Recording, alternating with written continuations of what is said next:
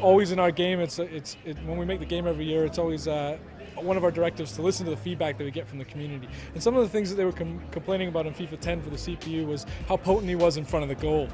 So we've done a lot of work to improve his shot decision and how effective he is on one-on-ones, especially on the professional difficulty level, so that when he does when you do give up a chance and he does get in on goal, he's gonna take the chance more often than not, which obviously makes for a more challenging experience. And at the higher levels, obviously, you really got to be on your guard to make sure you're not giving up good chances to the CPU.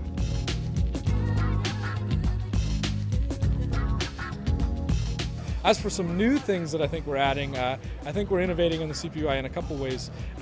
One of them that is really cool to me, I've always liked possession football. I'm an Arsenal fan, so when I play the game and I'm playing against the CPU, in times past, in previous years, he was very, very attacking minded and would get forward all the time, but he wasn't always as patient as we would like.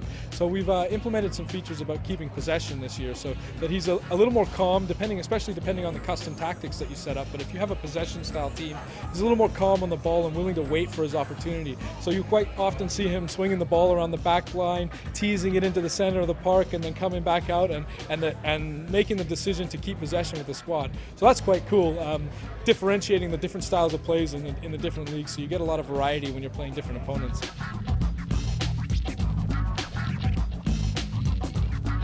Personality Plus is one of our big features this year, where we're trying to really work hard on the attributes and make players feel like they're real-life counterparts. So this is really cool for us on the CPU AI side of things, because when you're playing against the CPU, better dribblers will do more trying to take you on. We had a feature, or one of the decisions that the CPU has to make is whether or not I'm safe.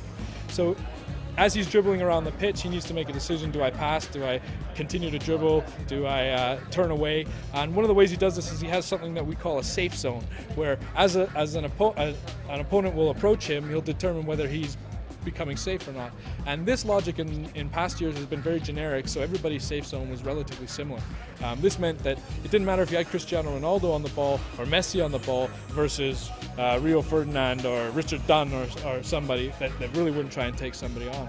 But this year we're dynamically changing the size of that safe zone based on the player's attributes. So players like Messi and Cristiano Ronaldo will still try and dribble out of tight situations like they do in the real world. So it's cool, it brings another little bit of character to the CPU AI when you're playing against them, and these guys might try and take you on and you might be a little bit surprised at what they can do. So it's quite cool when you're playing against a CPU. Sometimes it's a little bit humbling.